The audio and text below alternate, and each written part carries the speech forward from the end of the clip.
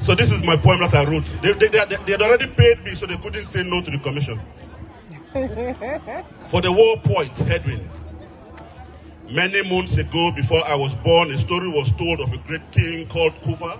With tears in his eye, Kuva invoked ancient spirits. They heard his voice, his lamentations. They came singing, Jembe Kombe, Erewa Etongi, Etongi Ndi Maongo.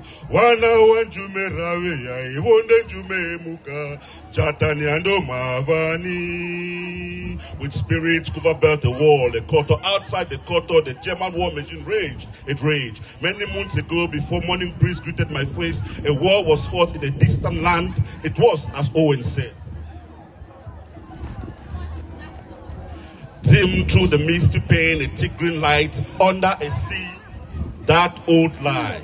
And droves that died, Edwin went a journey of no return. Beyond the horizon, young boys, young girls quake in their boots of what may or may not come from behind the wall. Mother dressed in sackcloth, picking empty bullet shells in reverse. In this fight, in this great war, only the maggots survive.